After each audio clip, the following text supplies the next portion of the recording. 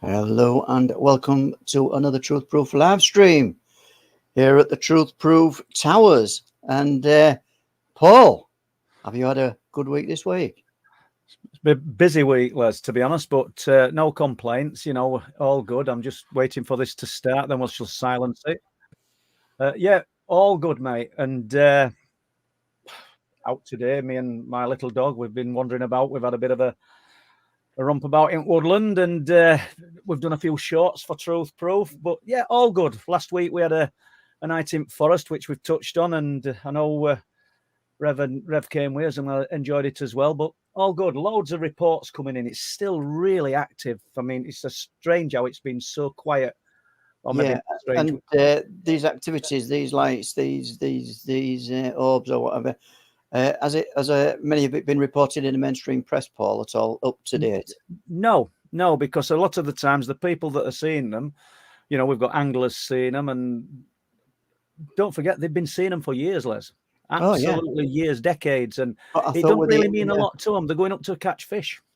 I thought with the amount of the number of people or whatever, yeah, the press might have gone. You would think so, or if you were kind of researcher, should we say, who just wanted to get his face in paper, I'd have gone to paper because, as you know, we've got footage of these things, we've got pictures of them, but I'm all about speaking to witness more than I'm about sort of getting a 5 minutes of fame. So.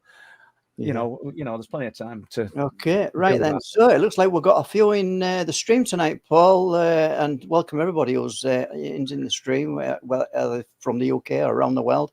Yeah, welcome all. If we can go through some people. Well, it's great, but please forgive me because we're not going to get through them all, and we've got Mike on, our guest for the first hour, so we do want to get into talking to him, but we've got Gareth Hawkins, Ralph Winter, Stargazer, Eternal, Welsh Rebel, Gavin Still Crazy, nickname Jeremy Brooks, Patrick Daniel. Hi, Patrick. I've done a short on you today, mate.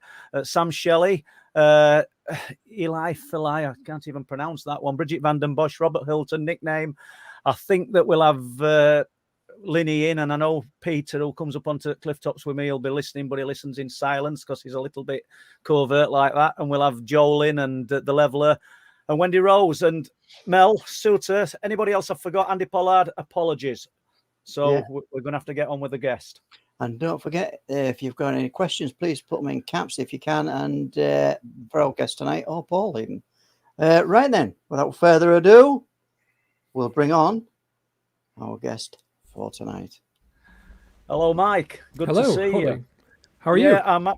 Yeah, I'm very good, thank you, and thrilled to be talking to you, my friend. And for those who aren't familiar with your work, they will be over the course of the next hour. So I'll just briefly give a little bit of an overview. So it's Mike Clelland, writer, researcher of the unexplained, particularly owls, as you're going to find out in the next hour, author of 3 books. The first being Messengers, Owls, the Synchronicity, and the UFO Abductee. And I could go on and on, but I'm not going to do so. Mike, welcome to Truth Proof. It's my honor. Thank you. No, you're very welcome, and I'm absolutely thrilled to be talking to you. But before we kind of jump into this paranormal rabbit hole of owls, pardon me saying it like that, how did you come to be involved in this? Have you always had an interest? Is it something that comes from childhood? Well, it's certainly something that comes from childhood. I had a set of events when I was a boy, 2 events when I was 12 that I remember fairly clearly, even to this day, and also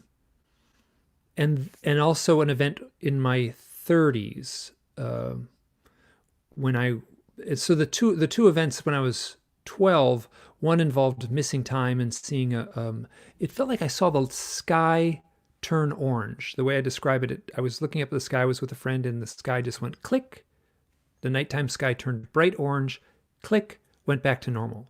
That's my memory. A flash of orange. It wasn't just a flash, but it was it felt like, now this is tough because it felt like the entire sky lit up orange, like a special effect in a movie. Click, click. And totally silent. And when I arrived home, I was evening. I was a 12-year-old boy. It was a totally safe neighborhood I lived in.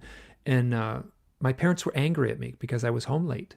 They were like, why are you out so late? And I'm like, it's 9:30. I told you I would be home at 9:30, and I knew exactly what time it was.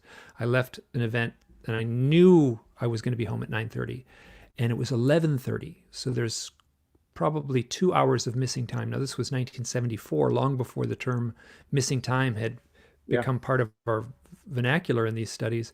So I was simply, I remember feeling very disjointed. My parents were angry at me, but I felt I had done nothing wrong. I made every effort to be home at 9:30, and they were angry at me for being home at 11:30. It made no sense at all to me. So that was apart from this light in the sky, this orange switch of light in the sky, there was nothing to suggest a gap in time for you. Well, I was walking home from a football game at the nearby high school, which is what all the kids would do on Friday night. And but when I saw my friend the next Monday at school, I said, what happened Friday night? And he said, yeah, we saw a UFO with lights and everything. And I was like, ooh, I never saw a UFO. I have only a memory of seeing the lights. That's why I'm very cautious to describe it as I remember it, because it's so. And then I have since contacted him, and you probably will be familiar with this too. I've contacted him as an adult, 40 plus years later, and I asked him about the event, and he said, I don't remember anything from that night, but I do. So he had no memory of saying that he saw a UFO or no memory of seeing a UFO that night, but he said something interesting. He said, I do remember your parents being angry at you for being out too late. Which was almost... Sorry, go on. Oh, no, so this is something that is like, it's not uncommon in the lore where people will have two different memories or and this is also, over 40 years. So we were well into our 50s when we had this conversation. It's strange that you remember him talking about the UFO back then, and yet he's no memory of the UFO. But it's I shouldn't say strange, because as you say, this is a repeating pattern. Mm-hmm. And the fact that you both experienced and saw the flash. Does he remember the orange flash? No. Right, okay. But he remembers my parents being angry at me for being home late, which is, And it's odd as well that the colour was orange. I mean, a lot of the orbs and what I've called the ILFs, the light forms, are orange in colour, and people are encountering orange spheres of light, which I suppose you will have come across as well. On the cliff tops close to where I live, back in, I think it was 2018, 3 people went for a nighttime walk, and walking back, not going into detail because this is about you, but walking back, they saw a flash of white light where everything became daylight for a second. And when they got back, sorry, go on. Very similar in a way, yeah. It wasn't quite daylight. It was a very odd. Yeah. It feels, it feels like a cheap Hollywood special effect. That's the way it plays in my mind. Yeah. So. Well, when they got back to their car, they'd lost. I think it was about an hour and a half of time. Mm-hmm. They were late anyway. Let's put it this way. And the walk should not have taken as long as what it took.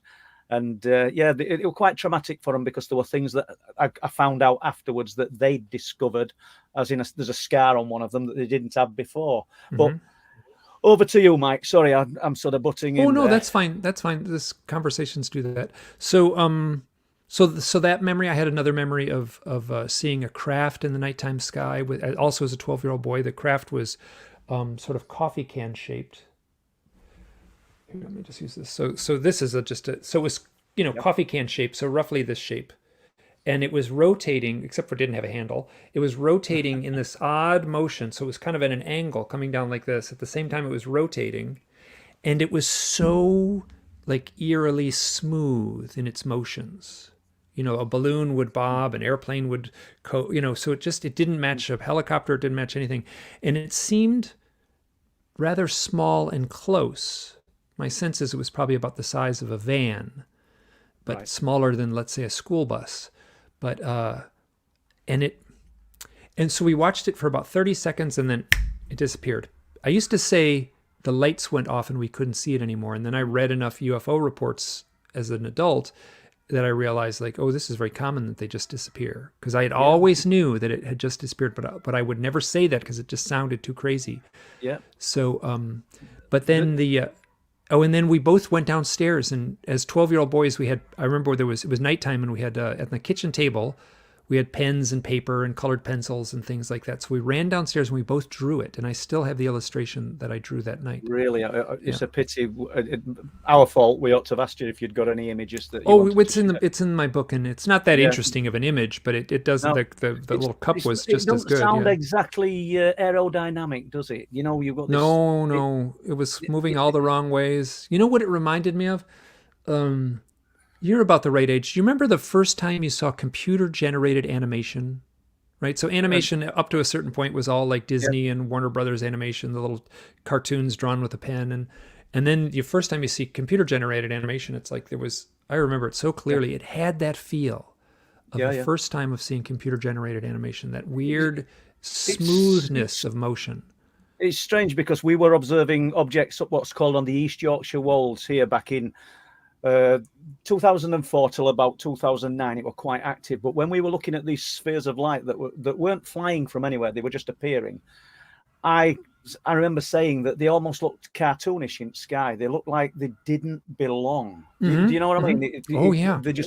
They just didn't belong there. But you jumping to it, we had a sighting in 2002 at a place called Sledmere, and it's an example similar to what you've just been on about. Guy I was with, Shorty, and I've done this one loads of times, 6'5", and I'm the Shorty at 5'5". But anyway, he'd seen it with me. We'd watched this tube-shaped object above some trees in the sunny day, discussed it. It didn't fly away. It just switched off. It had just gone. It was there, vivid and bold, and it just switched off. But over a period of about, I don't know, a month, the following day you were talking about it at work and really animated. To the point where he won't talk about it anymore, and it's not because of ridicule. Not with this guy. It's if you mentioned it now, he's we did see something, and it kind of closed down to it. It's very strange, you know. And do you find that in witnesses? Sure, yeah. And absolutely, yeah. So often, you get 2-3 people in a car. All 3 people see something slightly different. Or 2 people see one thing and one person sees something entirely different, or nothing at all. What do you attribute that to then? Because they'll all agree that they've seen something, and I've you're echoing what I've said as well. That you multi-witness sightings, and they don't all see and experience the same thing, which makes us the dream scenario for the person who wants to say, "Well, what a load of rubbish! You can't even agree on what you've seen." But there's a lot more going off. There's a lot more to it. I mean, I'm not pretending I know what it is either. But what do you think's happening there then? When you've got, say, 2 or 3 witnesses, is it? I will stop in a minute. But do you think it's about cultural background and what they want to perceive it as, and they're seeing it slightly different for that reason? Ooh, I mean, so I could speculate. And I could probably come up with some good ideas, but I'm very cautious. What it tells me is something much stranger is going on, right? So if you saw, let's say, you're driving down the road and you saw a helicopter, like a real helicopter that was flying low across the road, I think you would all agree that we saw a helicopter. Yeah. One person may say it was a blue helicopter, one person might say it was a dark gray helicopter, but they would all agree it was a helicopter. And so my sense is we're dealing with something that has a power to manipulate either reality itself or our perceptions and our memories. So something else much richer is at play than the popular culture conception of little scientists in a metal spaceship. Something much stranger is at play. So the strangeness that this is, do you think that it's interacting with these individuals on a one-on-one level? It certainly feels that way. Oh yeah, it certainly feels that way. Yeah. So obviously you've had your sightings age 12-year-old. How does that progress then throughout your life and the interest? How does that, when do you jump into it full time? So in 2006, I was living in a little town in Idaho, which is right on the Wyoming border, right near Yellowstone National Park. And there's another national park called Grand Teton National Park, really an extraordinary place to live with the big mountains and lots of wildlife. And I had been working for an outdoor school all summer long, and they had a branch right in the little town I lived in. So there was a people that worked at the school also worked in that valley. So I got in a conversation with a young woman who was working at the school, and this was in autumn in this beautiful place. And I said, "You must have been out camping in the mountains all summer long. That's so great." And she looked at me and said, "I didn't go camping once." And I said, "I'll take you camping. Let's go out for one night. I'll take you camping." And I do that a lot. What I was doing at the time was I would go into the mountains with as little as possible for one night. And I would look at the weather. And if it was clear, I wouldn't take a tent. We'd just sleep under the stars. So this woman was named Kristen. It was sort of a first date, which might sound a little unusual to some people that you go on camping trip for the first date. But this culture, the camping culture, in that it would be like was considered very normal there. So we hiked in, and I was cooking on a big flat rock in this field of wildflowers as the sun was setting, and I had a little camp stove, and I was totally in my element. I'd been out all summer long teaching for the school, and I was completely in my element, and we were having a conversation. Now, to tell this story correctly, I got to include a few details. We were having a conversation, and I recognized something so smart about her. There was a depth in a level of spiritual awareness that she had that I didn't expect, and I was kind of like, wow. And at that moment, an owl flew over us, and then a second owl, and then a third owl, and for the next, I think, like a couple of hours, as the sun was setting, these owls were flying around us. They would land on branches near us. They would swoop above us.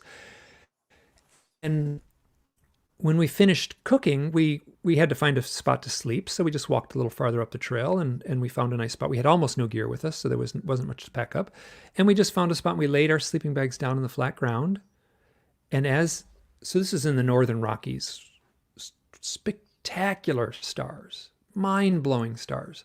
So we were looking up at the stars, and then as we were lying on our backs, these owls would fly right above our faces and blot out the stars for just one blink. And it was so magical. It was so powerful. So after that night, we walked out the next morning. I said, "Well, it was fun. Let's do this again." And she said, "Great, let's do it again." So 4 days later, we went out to a totally different part of the mountains. And we had a tent this time, where the weather was a little more unsettled. And for sunset, we walked to the top of a hilltop and watched the sun go down. And as the sun was setting, 3 owls flew around us again. And this time they were much closer. Now we were in a different place, miles away. And I'm cautious to say this, but I feel pretty darn certain it was the same 3 owls. There's obviously no way I can prove that, but that's sure what it felt like. So they would land at our feet. And I remember the look on Kristen's face, this just look of astonishment, of just like, and I'm still good friends with Kristen. She was at a conference I spoke at, and she got to be in the audience, and it felt great because given this talk or told the same story, I don't know how many, 1,000 times, but she was in the audience. And I could say, "How am I doing? Is this accurate?" And she said, "Oh yeah, oh yeah, oh yeah." So that felt great. And then while I was looking at these owls, these were real owls. They were maybe 10 inches tall. They were about this big. And as I was looking at these owls, I heard a voice in my head both nights. The first time, and then the second time, 4 days later, both nights, I heard a voice in my head that said, "This has something to do with the UFOs." Did you tell her? I told her later, but not that night, not that right then and there. It might have killed a first date, that one, Mike. Yeah, you don't want to. Yeah, that was so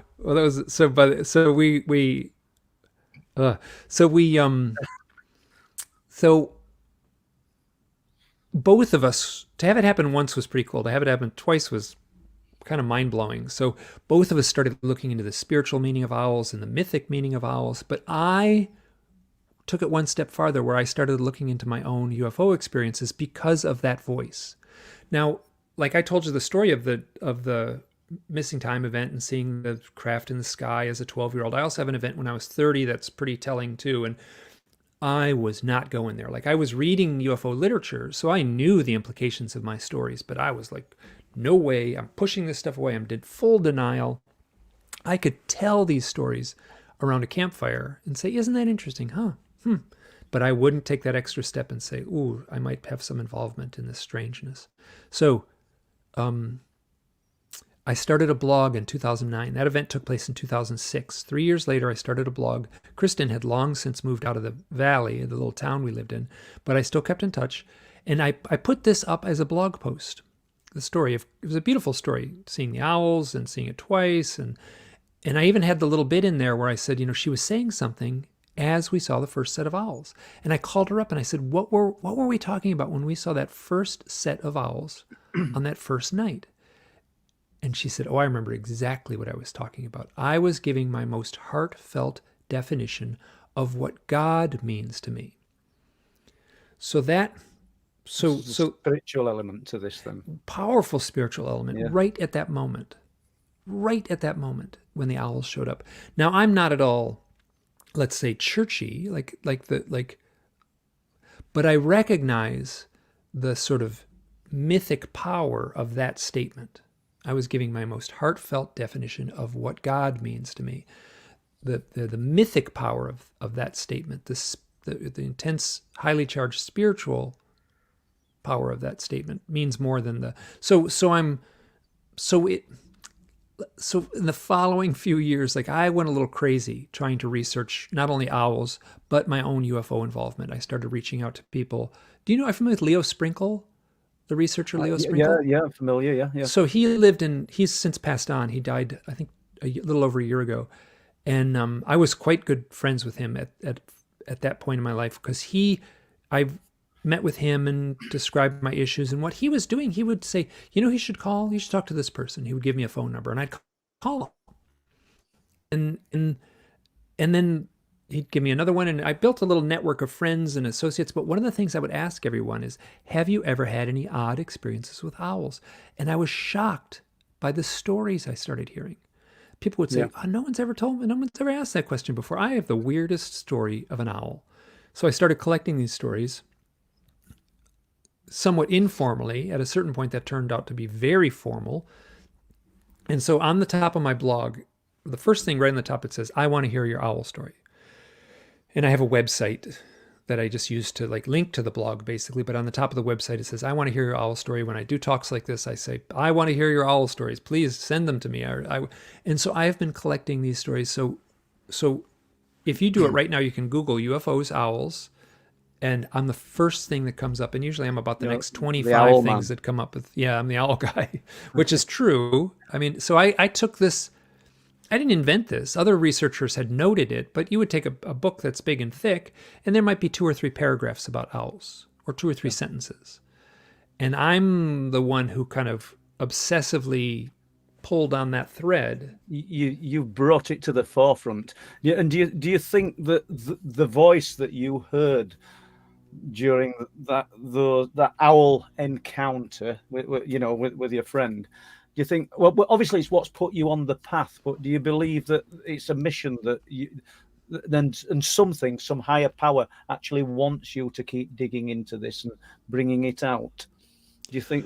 Ooh, so we can talk about this if you want. The answer would be a few years ago, I would have given you a cautious yes.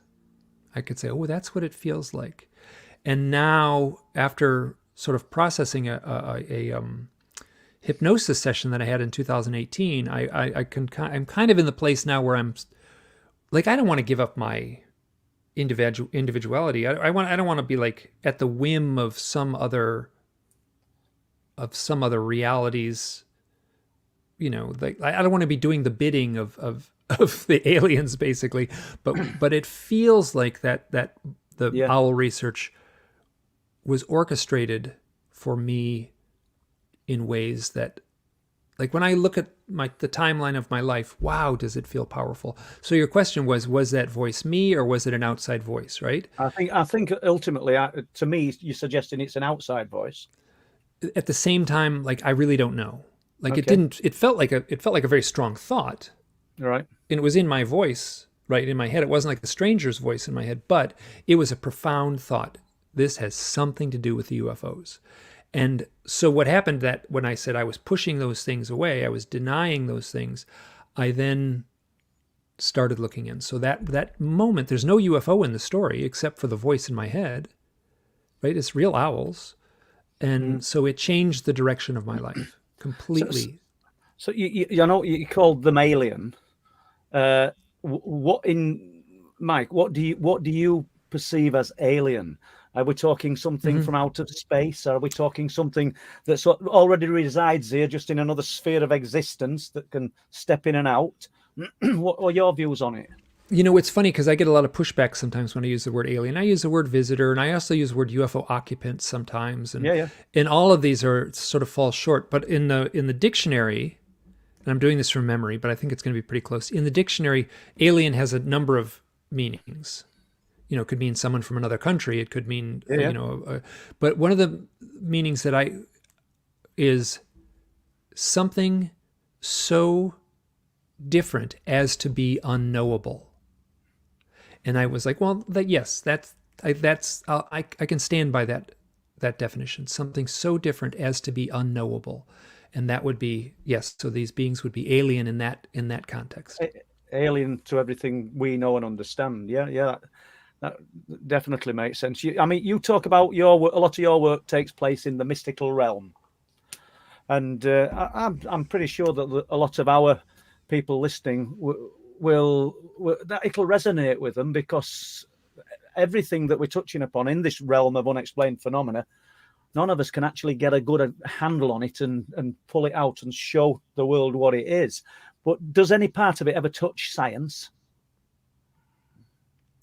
You know, it's funny. This is like, I'm not addressing this scientifically, right? No. I would be, you know, so you could do statistical analysis. You have someone in the sciences, the social sciences, do a statistical analysis. I've got a well over 1,000 like A+ stories about owls and UFOs.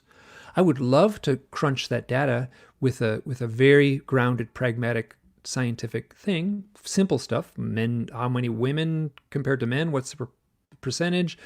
You know, so I don't really, like, I've never, actually that's not true. I've called police stations and said, have you had a report from this night? I've never called a control tower, like at the airport, and said, have you had anything? Because I'm not really interested in the UFO report. I'm interested in how the person has transformed after having the event. How it's affected them during and after. I was going to come to that in a moment, and I don't want to knock you off track, but I wanted to ask you, with the reports that you've looked into, the people that you've spoken to, and I think that's probably where you're going, how have these people been affected, and has it changed their lives in any way? Have they become gifted? And give us some examples of that and elaborate on that, please. So here's one. A guy named Derek gets a hold of me, and this is one of the very first stories that I received that was really clean. Right? The problem is I got a lot of stories. Some of them take 20 minutes to tell. This is a really easy one to tell. Mike, it take as long as you like. I know we've got an hour, but it doesn't matter. Providing you're happy, you can come back on at some other time and we'll do more. Good. So Derek tells me he's camping in the desert. This is a quick one. So he's camping in the desert and he's with a friend and they got a little campfire and it's beautiful starry night and they look up and they see an owl on top of a cactus. This is in Arizona. And they both are shocked. Now this is something that owls have an ominous presence. They both felt it. They said, this is unsettling. This is eerie. And the owl flew off. And then moments later, a triangle craft flew right over them. And it was totally silent. And I sat with Derek and he struggled to define like the eerie motions that this craft had. He said it hugged the landscape in a way that was not a helicopter. It was not a plane. It made no noise. And then afterwards, a few days later, he saw another UFO in the bright daylight, a dot of light that seemed unusual in the daylight sky. And he saw it and he watched it for a long time. And then afterwards he said, these other things happened. And then I had a spiritual awakening. So that spiritual awakening thing shows up all the time. When I do this talk at conferences, I have a slide. It just says spiritual awakening. And I always feel a little bit presumptuous putting that up there. I get it. It's not 100% of the cases, but it's a pattern. And I was just like, should I include that? It's like, it's not everyone. And to take it out of the slideshow, you just push a little button and push delete, and then the slide's gone. I could just take it out of my slideshow. And I was at the conference considering taking that slide out. And as I was considering taking it out, a guy walks up to me and said, "Hey, Mike, I'm looking forward to your talk. I had a UFO experience. I had an owl experience. And you know, what's funny? It led to a spiritual awakening." And he told me that as I was, and you must be familiar with these kinds of synchronicities. It's too much of a coincidence, isn't it? Oh, it was too perfect. Yeah. And obviously, I don't want to detract, but you're saying so many things that's kind of resonating. I think every UFO researcher would recognize these things. Yeah, years ago, and I was talking about this to Ian last night and Peter when we were on Cliff Tops years ago, because they were a mutual friend of Ian's. And this guy's called Ian as well. We were at a Christmas party, and I was talking to this guy, Ian. I'll not say his surname. And he knew I were interested in this subject. And he started asking me things. And he said he'd never seen a UFO. I said, "Oh, fine. You know, obviously I'm not pushing the subject on anybody. If it's a group of friends who are not involved in this, I don't even talk about it." So he'd never seen one. He didn't laugh. He weren't judgmental. But a part-time fireman, and he went on the location. He went to York on a course, which involved staying overnight. But he got up very early the next morning, just as it's getting light, to set off back home, be about 45 miles. Contacted me, Paul, I've seen one. I said, "What do you mean?" He says, "Literally, as I'm driving down," he said, above a bank of trees, there is a sphere of white light that looks like the moon, but it's not the moon. It's only just above the trees." And I thought, what are the chances? We've just been, a few days before, because it was just after Christmas, we've just been talking about this. You've told me you've never seen anything like that. And then you're ringing me days later to tell me you've seen one. And is it too much of a coincidence? And these things happen, don't they? It's almost like it's a trigger. I don't know. I'll leave it to you. You'll probably elaborate better. That my sense very strongly is that these events are orchestrated for exactly the effect it had, for that level of astonishment. Yeah. Oh, I have many stories like that. There was a fellow at a conference, and his wife had experiences, and I met him and his wife and I had actually corresponded. This is back when I was hosting a podcast, and she listened to my podcast, and she was wonderful, and he was wonderful, and he took me aside. He said, "I'm baffled by this. I'm baffled by this stuff, and I'm trying to support her, and I just don't know what to do and what to think." And I said, "Well, from what she's shared, her experiences are very similar to other people's experiences." And he could tell the hotel where the conference was full, so they were at a hotel a few miles away. So as they drove home that night, they saw a UFO in the sky, and he saw his UFO. So he was saying, "I'm trying to support her. I don't know what to do. I don't know if I can, I'm baffled by this." And then he sees UFO, and he sees me the next morning. I'm like, wow, I'm no longer in doubt. And so that was really obviously powerful. It's reaffirming and giving him more confidence to support his wife. 1,000%. Yeah. Yeah. And do you find, I don't know, stepping away from the UFO and the owls for a moment, do you find that at times of great trauma, great emotional trauma, that people experience things as well, poltergeist type activity? And have you anything to tell us about that, Mike? Well, that's the questions I ask when people, there's two things. There's owl sightings and there's UFO sightings. People contact me with their UFO sightings, and people contact me with their owl sightings. And a lot of people contact me with both that seem co-joined. But I'm not like, I got plenty of stories that have no UFO in them, and the story is just as powerful to me. But I try not to weight one more than the other, right? So it's pretty astounding to see a UFO, and there's lots of owls there. So it's not, but if someone has an owl experience that like takes place at a highly charged moment, like exactly what you said, a time of transformation in their life, that a certain key point in their life, many owls show up like the night people, I have a story where the night the man proposed to his wife, they both saw. It was interesting. He saw two different things. This is very funny. They were driving down a lonely road, and there was a lamp post, and it was lighting a little spot. And she said, "What are those little kids doing dressed up as ghosts?" And he said, "Those are owls." And they drove past this, and they both saw something different. Really? So, and that was the night they proposed. So there's a distinct, highly charged date in their lives. Yeah. And so that's something I I really pay attention to. And in your opinion, the owls, are they always a feathered bird, and this isn't as silly as it sounds, or do you think that they're a projection from this other intelligence? I mean, are they a flesh and blood creature, or is it a projection? So basically I have two I have two baskets where I put the reports. This is metaphorically, but one column is the real owls, people telling real owls stories, and the other, which I call the 4-foot tall owls. A lot of story of 4-foot tall owls. Wow, there's no owl in the world that could be 4-foot tall. Maybe way off in the distance, you might mistakenly think it's 4-foot tall, but that's not what people are saying. They're saying, I was driving down the road at night and I pulled right up to this owl and it looked over the hood of my car or my truck. And let me tell you, you take the smallest car in the world and the biggest owl in the world, the owl's not going to be able to look over the hood and look into the windshield at you. But that's what people are reporting. People are reporting a 4-foot tall owl. I get it all the time. And the implication is, here, I'll tell you a story. A woman who had had a lifetime of UFO experiences. She was 19 years old. She was very young still. And she was well aware that her experiences were like what she calls aliens. She had seen gray aliens with the big gray beings with the big black eyes and the bald heads in her home.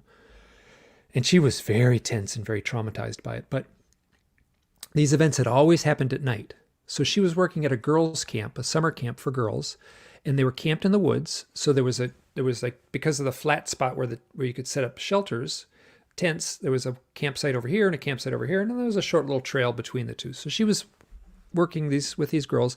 She was walking along this trail, beautiful, bright, sunny day. She could hear the girl in the background, playing. She could hear their voices. They weren't that far away. She comes out of the forest and turns a corner in a meadow, and there in the meadow, right at the edge of the trail, is a gray alien, a 4-foot tall gray alien with a bald head and the big black eyes. And she said to see it in full daylight was absolutely shocking. The bright sunshine, it was like chalky white. It was terrifying. And so she locked eyes with it and it locked eyes with her. And she felt that all communication, and with these I've never talked to anyone who said they saw the mouth move. No. If I have, maybe it's like so rare, it's 0%, where they saw the mouth move of the being. And then they, like it wasn't like a voice came out of their mouth. It's projected right into their brain. So this being on the side of the trail looks at her and she hears its panic in her head, and it goes owl, owl, owl, owl. And she watches it morph into an owl. So she watches a gray being turn into a 4-foot tall owl, and the 4-foot tall owl turns around and runs into the woods. So the implication, I have a couple stories like that in my files, but that one, the implication is the being is capable of using psychic powers or maybe using technology to influence the mind of the observer, and they see an owl. Now, it's not just owls. It's the two at the top of the list are owls and deer, and then a bunch of other things. I were actually going to say, does it bleed over into other animals? But before we get to that, I'm sure Les has appeared because we may have a few questions. Have we, Les? Are you okay with questions, Mike? Absolutely. Sure you are. Yeah, sure. And fascinating show so far. And thanks for coming onto the stream, Mike. I've got a super chat coming. I flagged it up earlier, but I'll put it on again from Danny Egan. £5 truth proof. Keep up the fantastic work, Paul and Les. And thank you, Danny, from the team. And very much appreciated. So I'll go on to a question from Alex Thompson. Question: Hi, Alex. Why are the aliens using the owls to mask their true form? It's a good question, Alex. So the answer is one is I don't know. I can speculate. So it's not just owls. So at the top of the list, and I've talked to a lot of the people who are doing the abduction research. The screen memory is owls and deer. They're sort of vying for the number one slot, and that's a huge percentage. I won't pretend to know what it is, but that's a huge percentage of what people report. And below that, it's squirrels, cats, raccoons, and often 4-foot tall. Like someone says, "Oh, I woke up in the middle of the night and there was a 4-foot tall squirrel in my bedroom." Like that's a little bit like Squirrels definitely don't get 4 foot tall. And then dead relatives, and Jesus shows up, firemen show up. So there's these odd. So the question is, why owls? Now I'm gonna speculate cautiously. So deer and owls are the number 1 and 2 position. I would argue that both of those animals are very rich in folklore and mythology. So that I would argue that the owl, let's just say the owl in particular, the owl has an archetypal meaning. Earlier in the talk, I said, Derek was looking up at the owl and he felt something. He said, oh, this is ominous. This has got a power to it. And that is the lore of the owl. It has an ominous, heavy weight to it. Just seeing an owl, no paranormal anything. An owl lands on your fence in the backyard. Woo, anyone is going to feel the same thing. Like, ooh, that is a majestic, powerful bird. And I would argue that the deer is the opposite. A deer almost has a soothing quality to it. A deer is a symbol of nature in a very soothing, gentle way, where an owl is a symbol of the night in a very ominous, heavy way. And a deer is so the answer is I can't answer. So the why would the aliens use the owl to mask their true form? And I speculate, I can't say this is true or not, but wow, do the puzzle pieces click together in some ways when I say the aliens are choosing the owl because of its archetypal meaning, right? So what that meaning might be is sort of slippery and elusive, but I would say that the meaning of the owl, first of all, it's a symbol of wisdom. It's a symbol of the night. And it is also, in all the world's mythologies, the owl can fly into the night. Not all the world's mythologies, but it's a thread in many mythologies. The owl can fly in total darkness, let's say to the land of the dead, to the land of the gods, to the land of our ancestors, to that other realm, and then return with a message. So I would say that archetypal meaning would be imbued when people see even the symbolic facade of an owl as a screen memory. So the aliens could be choosing the owl because of that archetypal power. That was a long answer, but that's just as simple as these huge eyes that we connect with, but I'll let Les get another question in. Gavin, still crazy, is asking, have your experiences all occurred around the same time of year or completely random? Oh, it seems completely random. So, and it's certainly all over the globe and around the world. You know, what's funny, I do pay attention to certain dates. So Easter, oddly enough, Easter changes every year. It's not on the same date. So Easter and Christmas both show up as times when people will report these. Then maybe they're traveling or maybe they're outside and things like that. But I've got a lot of stories on both Christmas and Easter, which really strikes me. Those are in the West. I mean, both those days are, that's, birth and death, let's say. But Easter is even more powerful than that because it's death and rebirth. So there's something more going on. So there's these highly charged days on the Western calendar. I might not mean that much to someone in, let's say, India or something like that, but it certainly has imbued with meaning in the West here. Yeah. Thank you. Thank you for that, Mike. Yeah, Stargazer Eternal 1. Mike, is it just owls, or have you come across other anomalous birds? I got a lot of reports with other kinds of animals, so hawks, eagles, hummingbirds. Hummingbirds have a different... So... and ravens, so lots of other birds, and those are well understood as far as in the lore of death. People often have birds show up, and I'm most particularly so I'm not a balanced researcher, right? At the top of my blog it says I want to hear your owl stories, and I'm the owl guy, so I'm getting the owl stories. So I'm not the raven guy or not the eagle guy, but those stories are coming in too. Yeah. And so there's, I think the birds carry a mythic power. And of the birds, I would say eagles, and the eagle is a symbol of the day. That's Zeus on the Mount Olympus. He has a eagle as his standard. And then Athena, the goddess of wisdom, lives in the forest. Or actually, her sister Diana lived in the forest. But Athena has an owl as her companion, and so the owl is symbolic of the night. The eagle is symbolic of the day. Eagles fly high in the bright blue sky. Owls fly low in the forest at night. So they're two sides of the same coin, let's say.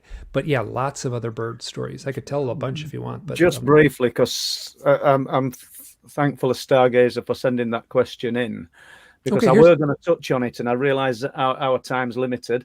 But there is a lady reported, and I think I talked about it a few weeks ago on live stream, not in great detail, but seeing a 4-foot-tall eagle on the edge of a golf course called the Links Golf Course, which obviously the best will in the world, eagles are not 4 foot tall. Mm-hmm. And she talks about connecting with its eyes as she's looking at this bird. And that's fascinating. And briefly, I'll keep it brief because we want another question or two. It's also a location where other things of high strangeness have taken place. And yeah, we've got lots of reports, multi-phenomena events taking place around that area. And I suspect it'll take too long if you started going into that one. So we'll go for another question. And if we've time, we will touch on it if you will like, Mike, but in less than 10 minutes. Yeah. Right. Thanks, Paul. Enigma is asking, could there be a Mothman link re the 4-foot owls?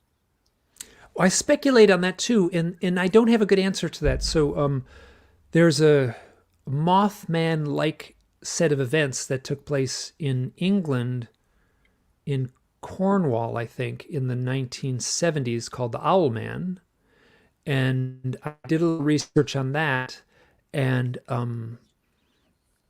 there's very few. I haven't found any like live owls. The Mothman type character or the Owlman type character kind of mimics the Mothman character in its mystique and lore. So I've looked into that and I can find no direct link. I've certainly had the events in Point Pleasant, West Virginia, and then it's right across the Ohio River, and then Ohio is there. I had a report of someone who had a powerful owl and orange orb experience who lived very close to Point Pleasant, but I can't make any connection. The location was there. But I've certainly looked at that because I wanted it to be there, but I could not find anything other than just kind of, people would say in the reports, it would say it might have been a big owl, but I don't think it was so, that kind of thing. Yeah. And once again, the orange orbs. But sorry. Got a question from Nickname. Maybe our brain tries to recognize it and screen. I think I know. Yeah, I think you know where he's getting it. We know what you mean. So the question is, and I'm trying to think of a good example of this, where, like two people will be in a car, and one will see a deer and one will see an owl on the side of the road. That's the kind of story I get. So, is the alien being, the question, this is the way I'm seeing it, is could it be reach out into our mind, let's say the same way we can do a Google search or search something on our computer, we push a button and we find it instantly. Do they search our mind, find instantly the correct screen memory for the individual, right? So if the individual, I don't know, like I have a story of a woman and she turned a corner and walked into her kitchen and there was a gray being with the big black eyes in her kitchen, and instantly it just turned into a cat. And so did it reach into her mind and say, oh, you're not going to be scared of cats, so I'll turn into a cat, where a gray being certainly was terrifying. She said the whole event was absolutely unsettling. And I've heard it speculated, the puffer fish that just get real big when they get scared, like, is it some sort of reaction that they have that they turn into this at that instantaneous moment? So I don't have answers to any of this, but the richness of the stories forces you to there's parallels to so many things. Night people, just briefly, literally 60 seconds, but I saw the beings in childhood. It's about 6 or 7 years old, bottom of my bed on a early summer morning because the daylight coming through, turned away in fear. And when I turned back, I was looking at a row of people from Mum and Dad's wedding album.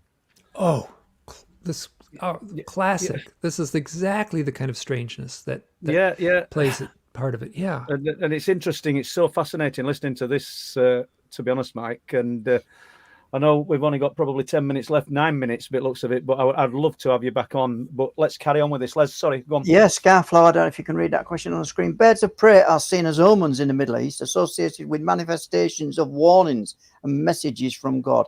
Have you ever purposely manifested a bird of prey to come to you? That's a good question. I've probably got some good examples I could think for a little bit as far as saying that you know what happens to me? I live in a place with a lot of owls, and I see them often, but it's very funny. Sometimes I'll just say like, wow, you know, like I haven't seen an owl for a while. This would be a good night to see an owl. I'm looking out the window, a bird just flew by. It's a woodpecker. So, but I've said that before where I'm like this would be a nice night to see an owl. And then that 5 minutes later, there's an owl on a fence post. So that kind of whether, you know, I'm very cautious to say what like coincidence is a word I don't really believe in the same way anymore. But so birds of prey are often seen as omens in the Middle East. Owls, let's just stick with one bird of prey. Owls, a predator bird. They are all over the world. The traditions are that the owl is like a harbinger of doom or a harbinger of bad luck or a harbinger of death, right? That's the folklore. I'm receiving stories 5 a day. Lately, it's been about 5 a day. And what I'm finding is exactly the opposite.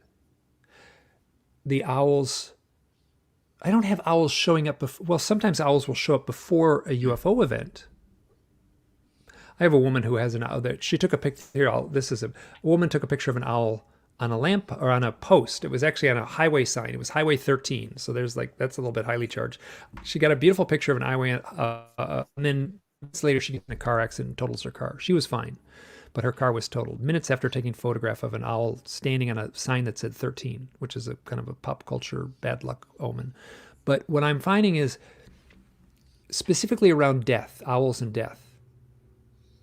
Owls, I have no reports of owls preceding a death. I've got lots and lots and lots of owls showing up after a death. Actually, very, very cautious. I have a few where owls precede a death, but so few that it's a small part. And what is happening is people will, often a child and their parents, mother or father, will pass, and they will be grieving. Oh, I've got this a lot. They will be grieving, and an owl will show up. They will talk to the owl as if it's their parent. You know, Dad, I miss you. I love you. Thank you for being such a great father.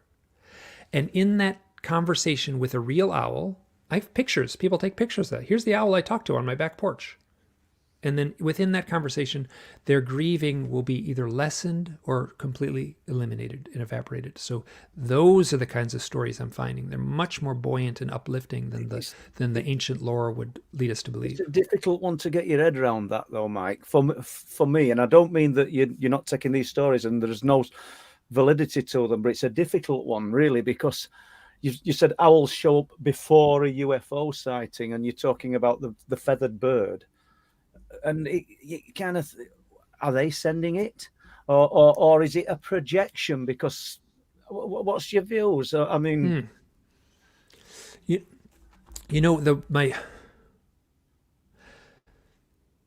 to use a metaphor. I have a keyboard on my desktop right here, right? So there's a keyboard, and on the keyboard is I can spell all kinds of words. I can tell a story using this keyboard, but on the keyboard is the exclamation point.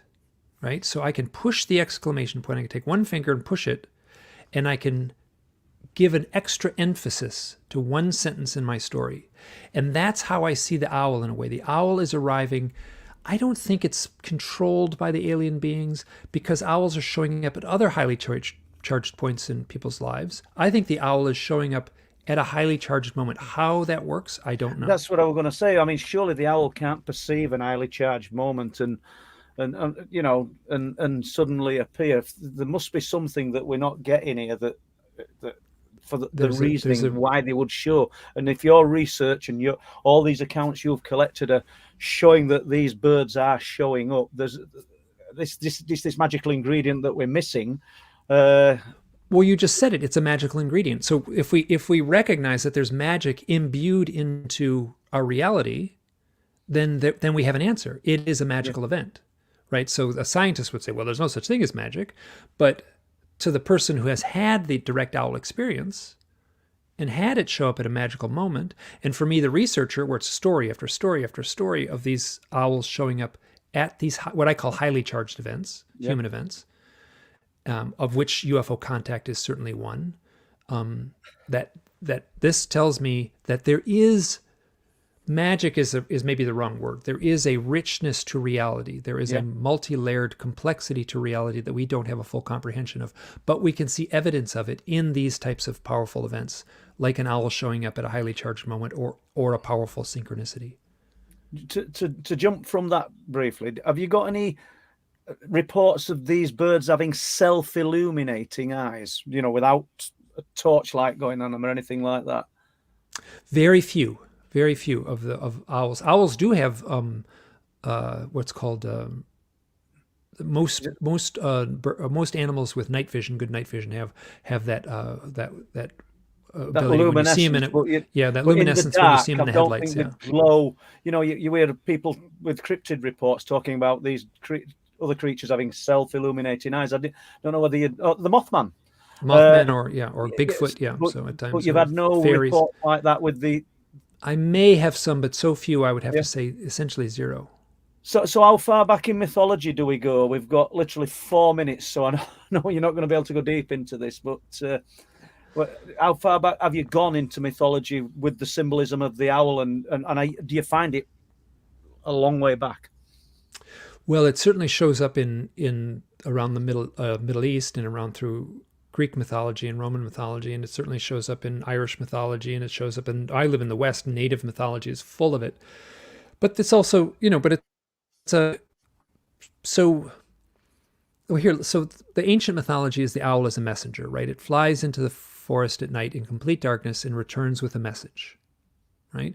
So let's look at present day mythology, pop culture mythology. Harry Potter has an owl that delivers the mail. Yeah. So that's present day. That's an owl as messenger, present day in our popular culture, in a highly charged kind of mythic series of books.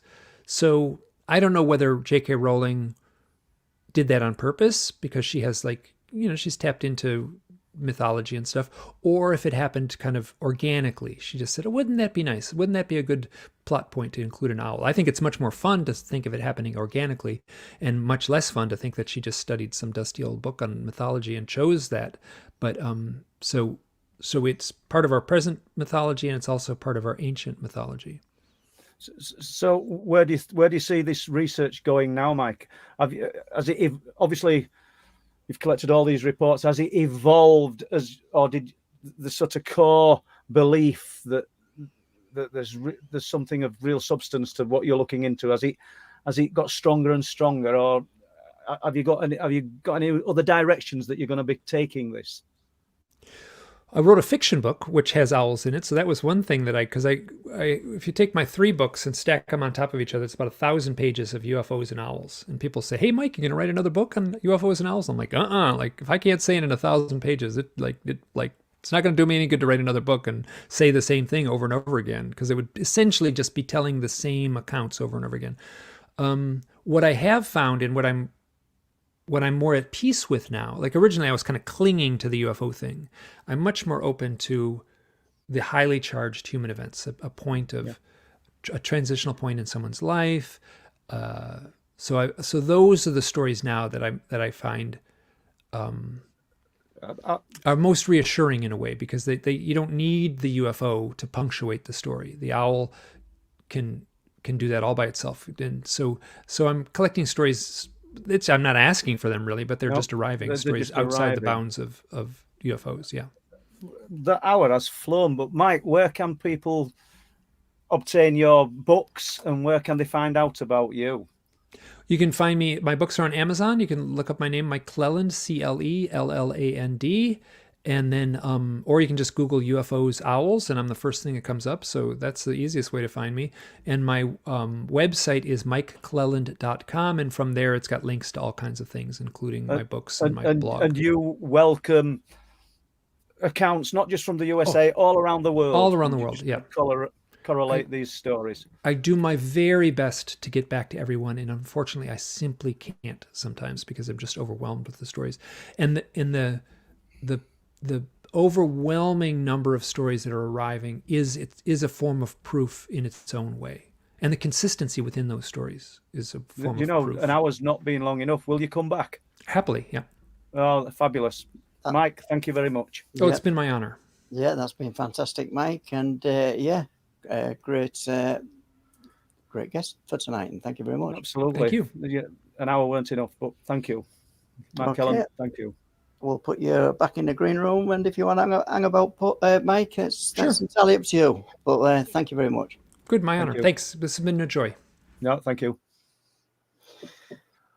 Paul, that hour went pretty quick. It did, and it's obvious that Mike's just got an absolute wealth of stories and accounts that he could have shared with us, and I don't think it mattered, because we've just touched on lots and lots of things, but we've got to have him back to dig into some of these stories because they're fascinating. And I think that's the key word, and it's synchronicity. The synchronicity. And brilliant. Right, without further ado, then second part of the show, and thanks to everybody for being in the chat tonight, and thank you for forwarding the questions for me to ask Mike earlier on. Great questions, by the way. Thanks a lot. Before I go any further, I'm going to put this one up, Paul, from Riverton Pike Beast Lee Roscoe. Thank you very much. Keep up amazing work, truth, proof, and cruel. Thank you very much, Lee. Really appreciate that one. And so, without further ado, we'll bring on Mr. A drum roll for this guy, Mick Park. Mick, you all right? How are we doing, guys? You all right? Yeah, good to see you, mate. Yeah, absolutely. And we'll bring on the Rev. Rev, how are we doing? How you doing? All right, well, hold on, dog. Go on, get down. Before we kind of get into anything else, because I know Mick, what a bird of prey, man. Yeah. I used to work with birds of prey. And I know Rev's sort of worked in forests and got a familiarity with owls and birds of prey. Listening to Mike, any views? Well, it's definitely interesting. I like some of his ideas that he had. It's a bit of a misnomer about an owl's eyesight. Owls hunt by night, preferably by sound. They've got each owl. Every type of owl has got facial discs, and like a I don't know, radar dish, you might say, and the sound goes to the eye, and then it travels round to the ear. Now one ear is higher than the other, so when you see an owl looking at something, you'll see it bobbing its head all the time. Yeah. And what it's actually doing, it's actually judging distance and just by the sound. When it gets closer to the prey, it uses its eyesight. But it is interesting, what he was saying. Yeah, I mean, obviously with mythology, it goes back a lot, millenniums. And I thought about when he was talking about Bohemian Grove. I don't know if you've heard of that place. Yeah. Where the elite meet every year, and they obviously worship an owl. I think it's Molark. I can't remember what they call it. It's a 30-foot owl, and that's been going on for a long, long time. So. There's definitely some substance to it for sure, yeah. It's the amount of reports that Mike's collected. I mean, it's commendable in it, and obviously that research is going to grow and grow. What are your views on it, Rev? You listened for the last hour. For me, I think anybody that's having time alone in a vast wilderness of any kind, away from people, you automatically have a spiritual connection. When you've been there a couple of days, you connect back to the environment. And it's very easy to make a spiritual connection, because there might be a reason why you've gone there for some peace and quiet. Usually it's to get away from the hustle and bustle of life. Yeah. So you're already looking for answers. You're already questioning stuff, and sometimes animals follow your pattern because you're stirring up. For instance, like when you dig in the ground, you know, the robin follows you, doesn't he, and picks the worms out. Yeah. So you're creating this little bit of mess as you're walking through a forest, and it's probably not surprising that stuff appears and follows you. But what that has meaning to you at that moment in time can be totally different to what it has to me. So, but he's definitely got a very spiritual connection with everything that's going on there. I like that. So, very interesting. So the mystical element, the owl, and the other intelligences, for want of a better word, we call them aliens if we like. Do you think that, once again, word that Mike was speculating, that's all we're doing, we're speculating. Do you think that these other intelligences are impressing this bird into the minds of the people who are observing, and it's really something else that we can't see behind that holographic image, for want of a better analogy? Well, there's two ways of looking at it, isn't there? Is it that the abduction's taking place or the account's happening, and then thoughts are put into your mind to make you think something else has happened, or you don't see it as it is, and then this animal that you recognize from your own world is then from, you know, it's taking you backwards and forwards, so to speak? Or is it that there is a positive element of energy that's appearing like a guide, and that's maybe sort of offering some protection, and you know, maybe that's why the amnesia happens. Maybe it's to protect you from something, you know. So it's you can play it anyway. It's a very interesting concept. It is, isn't it? Yeah. Any views, Mick, or do we want to shoot off in another direction? And yeah, you know, obviously reference owls, but then I think like cats have an association with the witch is familiar kind of thing, and they're able to access the underworld, you know. So there was a film a few years ago which featured Keanu Reeves, and he uses the cat to go to hell, and that's obviously from mythology as well. There's obviously some sort of substance there, whether or not is anything concrete, I don't know, but these animals are obviously some sort of connection. Whether or not they're most active at night would be another thing, where, you know, going back many years ago, they could actually operate and move through the dark at night, so which was obviously seen as a mystical thing. So so definitely an interesting concept. Yeah, can I just come in there? Yeah, go on, Les. I think with just the knowledge of in our lifetimes, we say the wise old owl, then obviously where we picked up this wise description from? Are you with me? So what was there to say, well, this owl is wise? Why is it wise? Yeah, I know we're going back into the mythology again, aren't we? But it's all to do with it going into the night and being able to see beyond. So like almost seeing into different realms. So in effect, the owl is the keeper of hidden knowledge, or it's the gatekeeper, or it's bringing down the light because it's coming in the dawn. That's when you see it in the dusk, isn't it? So it has all that. You know, I mean, from a photographer's point of view, the owl's perfect because you get so many different variants with it, don't you? Yeah, sure, yeah. Can I just come in with some things I've got in the chat room here, Paul? Question from Danny Egan. Question for Paul and Les: are we going to have a Halloween special? Yeah, why not? We could try it. Yeah, it might be a bit of fun. Yeah, sounds like a plan. Sounds like some ideas, Danny. Yeah. And have you got hotels there, Liz? Yeah, I've got from Melvin Sotem. Anyone seen anything strange in Dolby Forest? Man with a gun.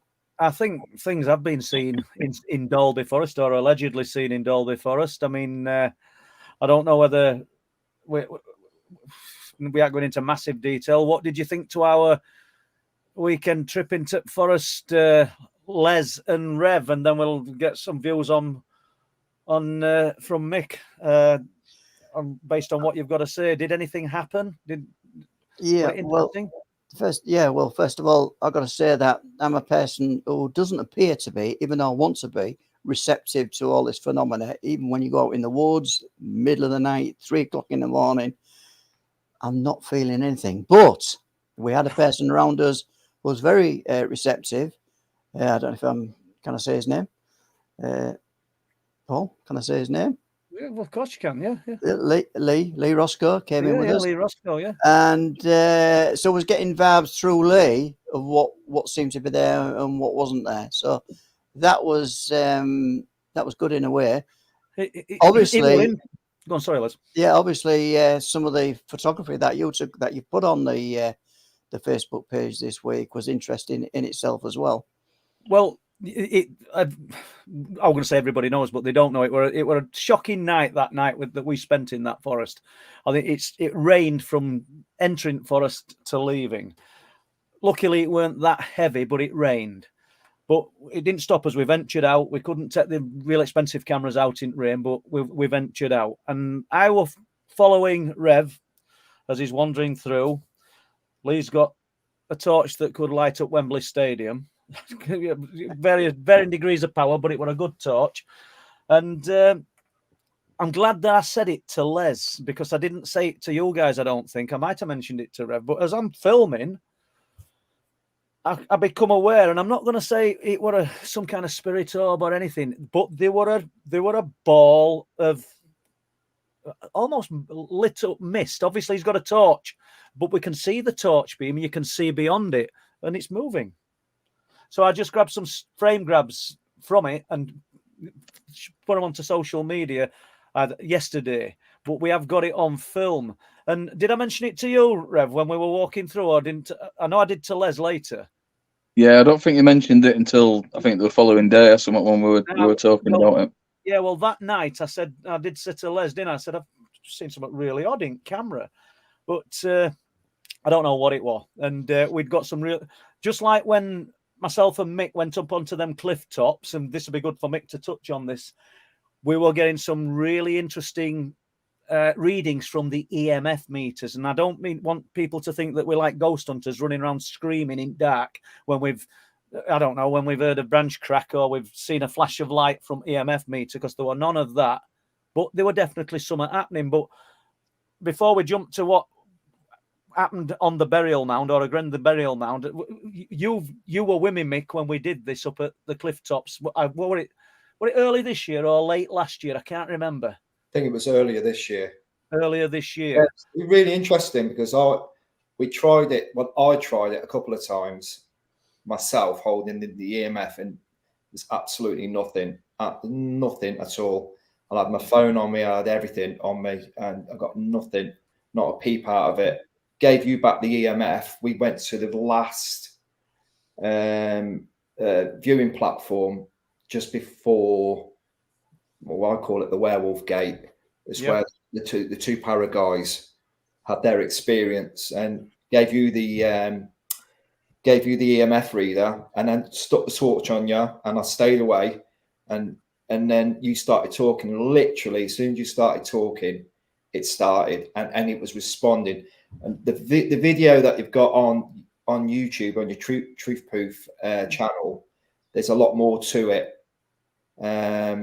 There is. I mean, we only put a small amount on, really, didn't we? Carried on from walking from the platform all the way up to the gate.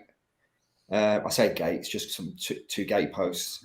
But it was really, really interesting. And then when we walked through, he showed me the area where the guys had their experience. And then I encourage you to start again talking, and it was responding literally on cue.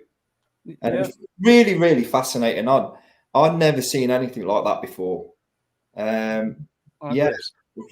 Yeah, there he is. Yeah, it's just, but Mick, we had a similar thing in Forest on Saturday night, and this time it were responding to questions, and yeah, we've got it on film. I mean, perhaps do you want to touch on that, Rev? Yeah, so there were 2 burial mounds where we were camped, and prior to that, we had it set up against a tree, the EMF reader, and it stayed on green. Did spike once, didn't it? But it did. It was but flat for basically, the most of the hours. night. It was just lent against a tree. In rain, really, weren't it? But it didn't move Yeah. all night, did it? And where it was laid against a tree, just sorry to butt in, is where all camera equipment was as well. We're very close. We'd set a shelter up, thanks to Lee. I'm so glad he brought them in. But it were very close, and that weren't spiking it. That weren't doing anything, was it? You know. But No, it stayed level, didn't it? And then yeah, me and you went and had a wander, and we wandered over to the first burial mound, and it started picking up. yeah. And then I went and stood on top of it, and it went absolutely crazy. And then it responded to your voice, but it wouldn't respond to my voice. But which was quite odd. We had a similar thing. It would not respond to my voice, but it would respond to Paul's. Yeah. Yeah. I'd kind of noted that when Rev said it that night, because he were holding it, but it wouldn't do anything when he were asking the questions. But I were asking questions. And what were we about? 20 feet away from you? Yeah. So I was stood bang in the middle where it had been excavated, and you were stood on the tree line. So yeah, 20 foot on the first one, and then a bit further away on the second one. You know, I don't profess to know what this means, but there's definitely some kind of intelligent response from it, from what we're getting. So yeah, absolutely fascinating. It was like the energy was dragging and building up at that point. You could see it going from green, amber to red, and you could see it sort of building its way up, and then it'd peak and hold it there for a bit, and then slowly fade back down to green. So it was, and then stop, and then do it again. Yeah, that's correct. So, I mean, energy shouldn't respond. There shouldn't be any electrical flow that should do that there. So what's going on? And especially not there. Especially not in forest. There's no power lines. There's nothing, is there? There's no underground cables, as you pointed out, not me, which is obvious anyway. But yeah, you're absolutely spot on. But can I just whip in there, Mac Rhodes? Thank you very much for the £20 super chat tonight. Much appreciated. Yeah, thank you, Mark. And do you know Mark's been on to cliff tops? And I didn't realise. I'd briefly tell people. I don't think he'll mind that Mark was a medium, and because we don't bring people up who are spiritualists, mediums, ufologists. People just come up, and Mark had come up. I didn't even realise he was with his sister. He came up with Jane Bowery, and she'd brought up a friend, and I thought it was just Mark and another chap. Forgive me because I can't remember his name, and should do. But whilst we're on cliff tops, 9 o'clock at night, 9:30, close to the place where Bob Brown had this sort of fear factor, you know, he'd experienced this bout of fear. That lady suddenly said to Mark, "Are you feeling anything?" And he said, "I am actually, yeah." He said, "And I don't normally get." I hope Mark don't mind me saying this. I'm sure he won't. I don't normally pick up negative energy. He says, but I'm picking up something negative. And she said, well, what is it? And then we got talking. He says, I've got a man. People might have heard me talk about this before, but it's just apt that Mark's coming. He says, I've got a man stood at the side of me. He says, and can you picture Lord of the Rings? He's kind of dressed like somebody from Lord of the Rings. He says, and he's stood at the side of us now, and he's got a piece of wood in his hand. And he's got a knife, and he's carving it, and he's showing me, and he's smiling at me. And I instantly thought, and I'm not psychic, people. I never professed to be, but the instant thing came into my head: a yoke. And he's telling me, and I said, well, what's? Ask him what he's doing with it. He said, it's for this, and he went to my shoulders, and he went, it's to keep you still. And which were kind of ironic, and he was telling us about this strange being. I mean, I know there's people who think, well, yeah, psychics, and they don't really know anything, they don't really know that, this and that, but he didn't come up even professing that he were going to do that. Do you know what I mean? And I found it fascinating that he were telling us this story, and in view of where he were telling us as well, it's in a place that quite a few people have had strange experiences and it's not been comfortable. Where they've had, it's like there's some residual energy, for want of a better word, where you'll feel a little bit. It feels a little bit dark and sinister. Well, Mick, you've been to it again, the hill. Yeah. I think that's the epicenter of Benton. I think that's where all the energy comes from. I know a lot of people believe it's the RAF base, but there's so many things that have happened in and around that one, and it's a really unassuming hill. Yeah, and literally, there's some crops on it, and that's it. You'll say, Paul, there's been a couple of UFOs that have landed on there. People have seen them. That creature that Bob took a photograph of. That hill. There's been a lot of things. That square of light that fell to the floor. On the hill. All in close proximity to that. And when you actually add all these things together, and we can definitely use the word location is key. Like you said, the photograph Bob got, whatever that were, I have no idea. That were a daylight photograph. There. Yeah. I've actually been on that. Like crouched down. Yeah. With the distance and where Bob was stood taking the photograph, whatever it was big. And have you seen that photograph, Rev? I don't think I have, no. Well, he's just stood there. It's early evening. It's not getting dark or anything, and he's taking a picture of a kestrel. And then he's like looking at his camera, which is a Panasonic camera, quite half decent. And he's not using just an old phone or anything. I says, "What's up?" He said, "I'm just taking a picture of this bird, and this thing's just appeared on Brow, which is about 400 yards away, I would think." He said, "I've got a picture of it." And he showed me, and like Mick said, it just looks like something big crouched down. And then it had gone. We immediately went over there. I was straight on it, and I'm not Linford Christie. I'll show my age, Anna, by using Linford Christie as an analogy, but I am. But we immediately went there. There was nothing there. There's just fields at the back of it. There's nothing. But then you've got that. You've got the square of light. You've got Mick Sigson's UFO that landed on the hill during a fishing match, 1998. You've got the sphere of light that I saw with Lee Haywood, which Les has put together and done this reconstruction of in Wolflands. So it's lots of things. And I don't know, when you were in Forest, in Stape and Cropton, Rev, did you ever get a strange affinity to any one area? And it doesn't necessarily have to be negative. Did you feel anything in any particular area? And I'm alluding where you had your experiences. Yeah, so I always felt more at home, strangely enough, in that side of the forest where everything seemed to happen. Keldy side, I wasn't really. It was nice, it was quiet, but it never, you know what I mean? I spent most of my time over there for some reason. So, yeah. And you do get strange little places that like there was a stream, and where it dropped down, it made quite a deep pool. So that's where I used to get washed. So right. It's probably not there now. It's probably totally different. But that to me, even though it was like a muddy, wet, cold hole, was quite a nice place to go and relax. Yeah, got you. Yeah. So, yeah. Well, I didn't laugh, but I sort of noted the other day when we were talking, and you said you used to go running in the night, keeping yourself fit. Yeah. Forest. I mean, we hear of people running on roads and running, in places where we're close to habitation, but here you are, sort of running logging roads. You're not going to encounter any lights or anything. Do you have an headlight?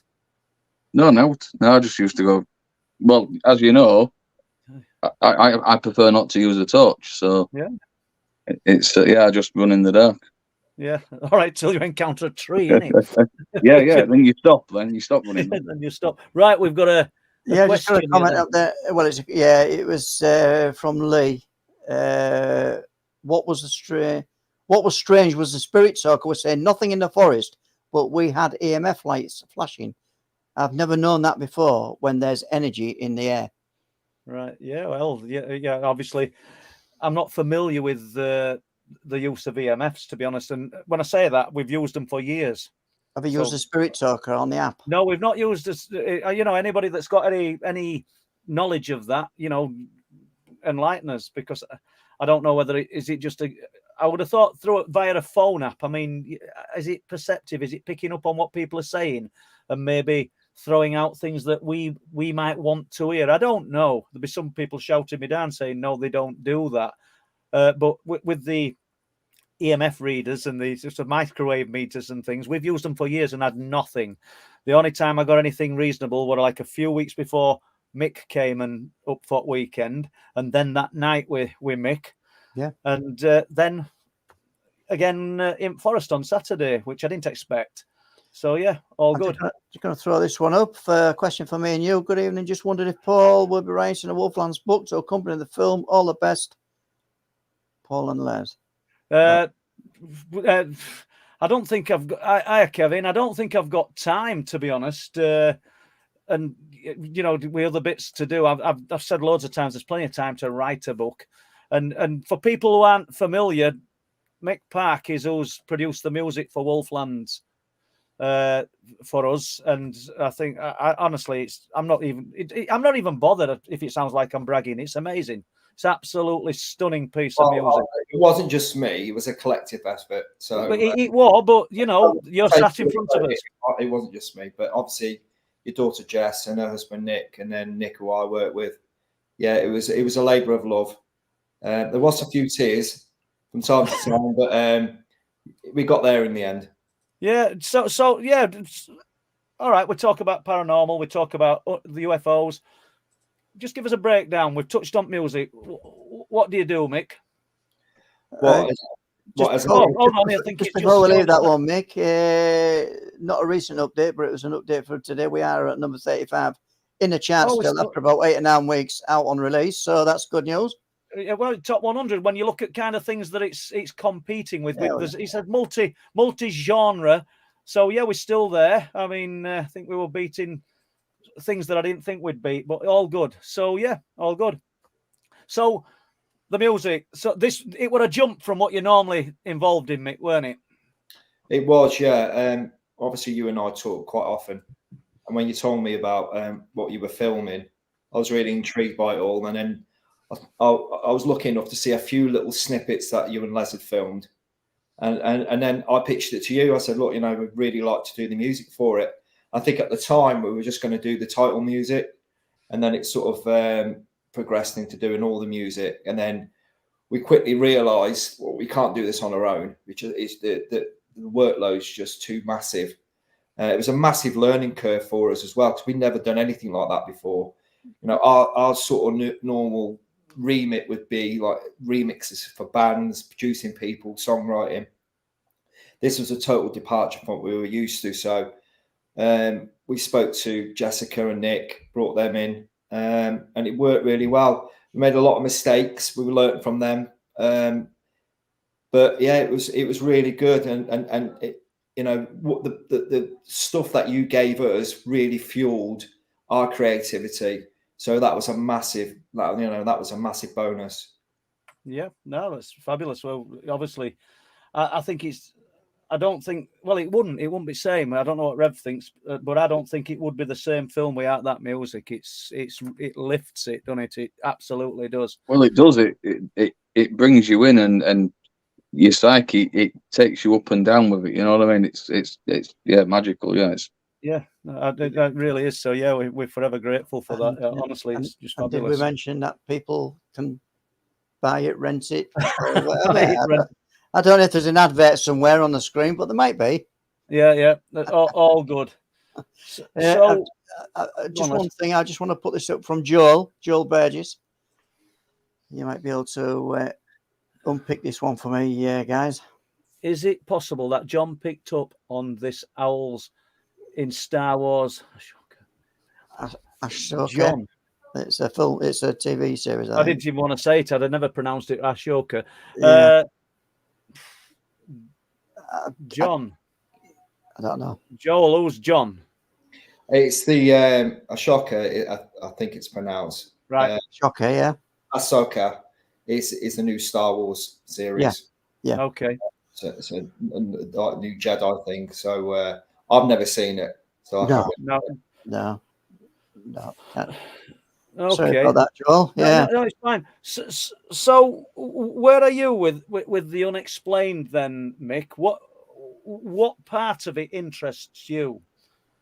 What particular genre of unexplained phenomena? I know the Rev, me and the Rev have had a few conversations. I mean, I quite like something you can. I say this very, very lightly, but something that has some sort of grain of truth and substance to it. I quite like to do my research. I like to look into things. As you know, Paul, we've had conversations, and I kind of jump from subject to subject. I mean, me and the Rev were talking about the Giants the other week, and then going back to what we previously spoke about the hill of Bempton. I do think there's definitely certain areas within these areas that's like, the focal point. If you look at Skinwalker Ranch, there's the infamous triangle, which basically that they think was the epicenter of what everything happens on the ranch. It's got where the most energy is. It's where the most activity is. They initially thought it was Homestead 2, but this triangle seems to be like the focal point. And I think the hill, for me, is a similar thing. And me and the Rev have had a couple of conversations about all these other places of strange activity. In Sedona, you've got the Bradshaw Ranch, and then you've got the Mount Wilson Ranch as well, which the Bob Bigelow owned just before he took on Skinwalker. So he actually owned 2 ranches. But these areas do have these epicenters. So that's what really interests me, because there's a lot of really good data. There's a lot of really good evidence to prove there's actually something going on there. So that's what I gravitate to, something you can actually sort of look and understand a little bit more what's going on. Don't you think it's a shame, though, that all these areas, the areas of high strangeness, should we say, have got their own groups of researchers and interested parties, yet nobody's sharing any of it, are they? I'd love to share and cross-reference. I've said to you, Paul, many times, I think there should be some sort of think tank where the leading people in the field should get together maybe once a month and share data.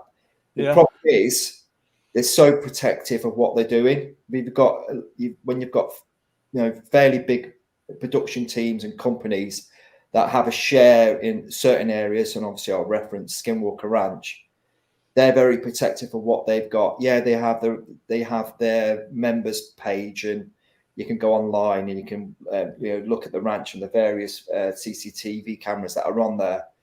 But it's not really sharing any sort of real data, particularly when you've got the experiments that you guys are doing with your, with your field readings and all that kind of stuff. That's really interesting for me. Yeah. We spoke about 1.6 gigahertz and all that kind of whatever that reference is. Me and the Rev have spoken about this on many occasions about frequencies have been really important. Obviously, my background's music, and I know the Rev, it's his background as well. And I think it's definitely something really interesting about that. And I think you guys have already picked up on that at Bempton. You've definitely picked it up on the Skinwalker Ranch. I'll be more intrigued to find out if in Sedona, on the Bradshaw Ranch, if they found similar things, and on the Wilson Ranch as well.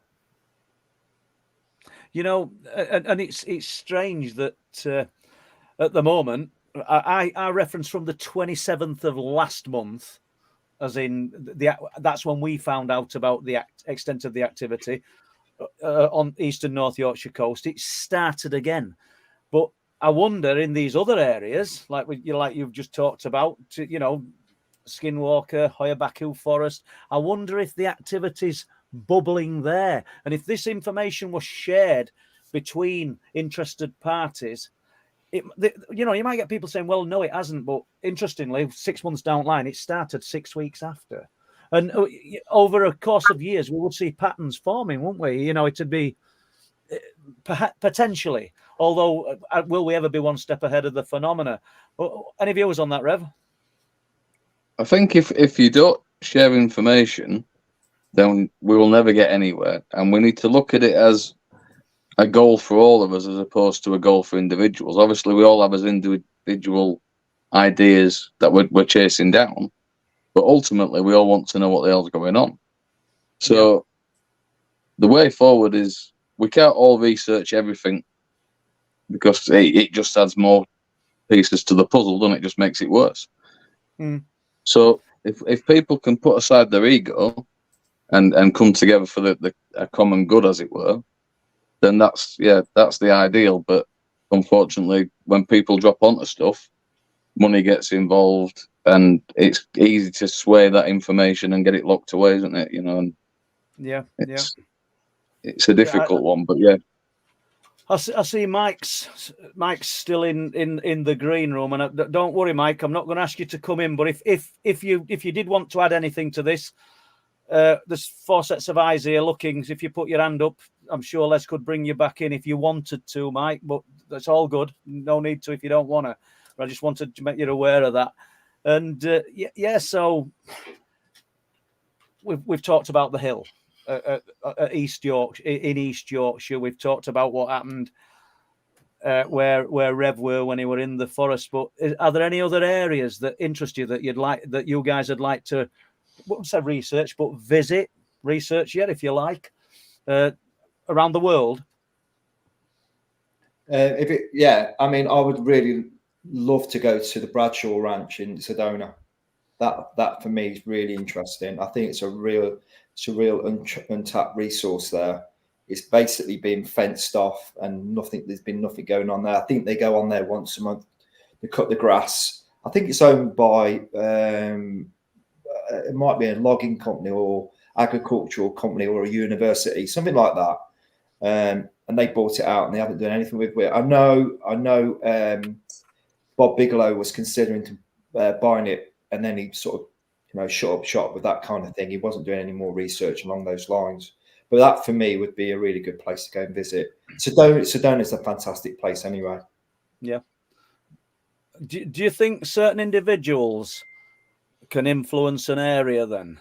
In a way, it touches on what Mike were talking about. He's gone now, but in a way, it touches on what he were talking about. And, spiritually, do you think that, for instance, I don't know why, but when I visited in 2019 with Lee Haywood, we saw the huge sphere of light on the bottom of the hill we've just been talking about in the field with us.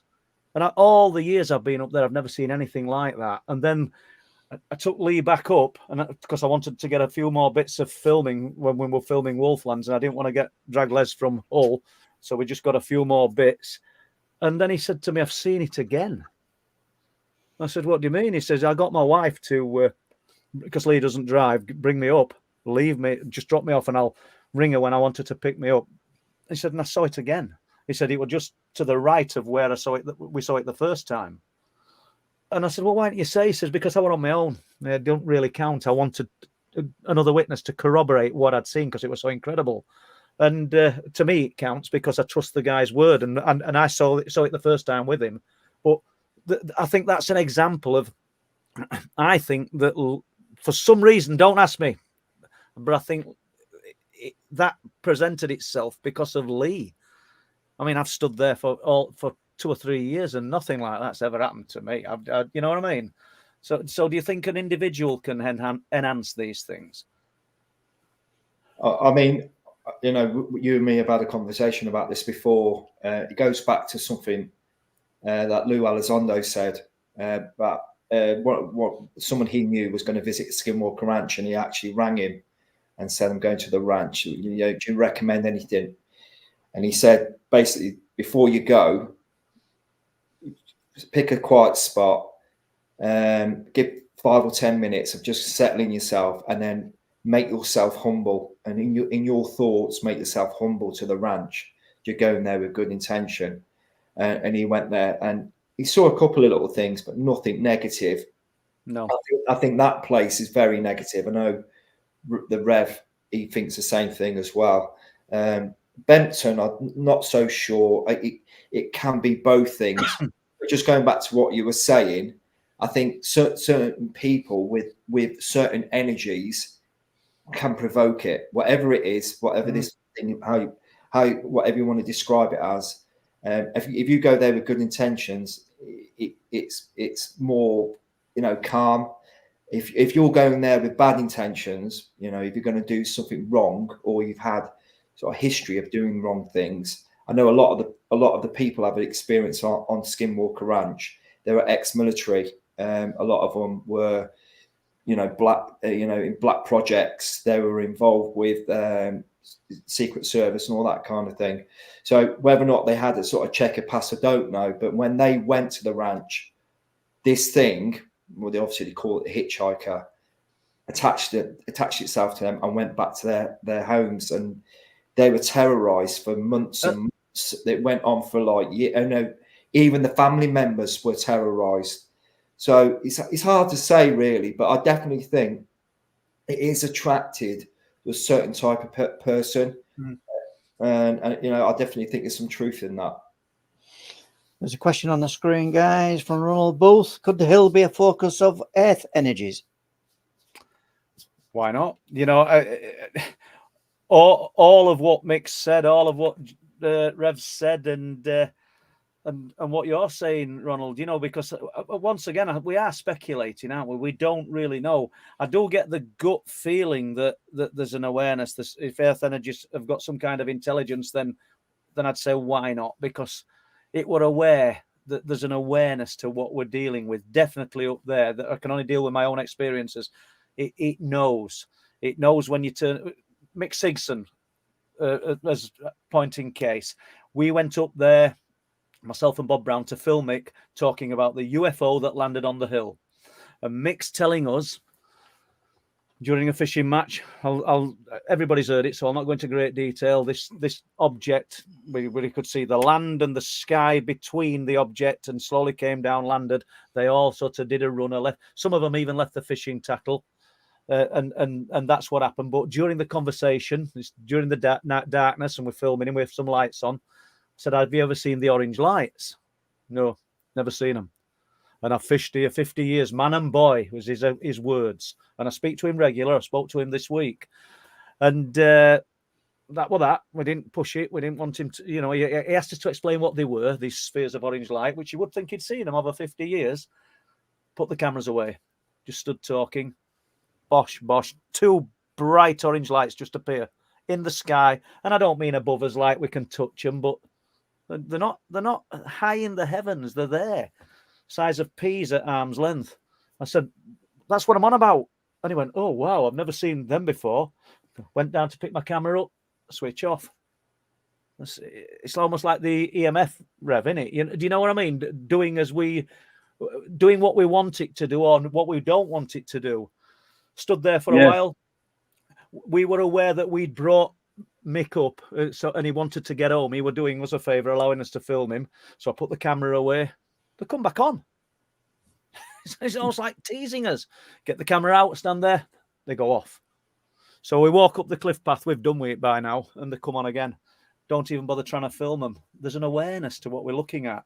I'm not wanting to live in some kind of magical realm. Any views on that? It certainly. I mean, like I was saying before, it should only be picking up energy that shouldn't be there. So essentially, the reading you're getting is just the energy in the atmosphere that's at that point. Yeah. So it shouldn't be any more than, well, it shouldn't be there full stop, but it shouldn't be anything to ramp it up into something else. And it seems to be able to do that. Yeah. It's so strange. And it does seem to mess with you. It does seem to, like, as soon as the light was messing about on the camera and Les put the camera down, the meter started going nuts. I forgot about that. Yeah, just break it down for people that are listening. Yeah, so on Saturday evening, Sunday morning, when we were in the forest, I was stood on the second burial mound. Same again, holding the EMF meter with Paul, Les, and Lee about 25 foot away, just at the edge of the trees. The meter started doing a bit. It slowed down. Wouldn't do anything for ages, and then the light on top of Les's camera started to slip. So Les put the camera down to adjust it. As soon as he put the camera down, it went bonkers. Yeah, red line, didn't it? Yeah. And then when Lee took the photograph, it wasn't doing anything. It was just green. So yeah. And good point in question. And you've seen, I mean, Les has seen photograph. Obviously, I have. And what's this photograph, Rev? So as Les puts the camera down, both you and Lee were taking photos. I think you had your infrared camera, did you? I did, yeah. Yeah, and I'm not sure what Lee was taking his on.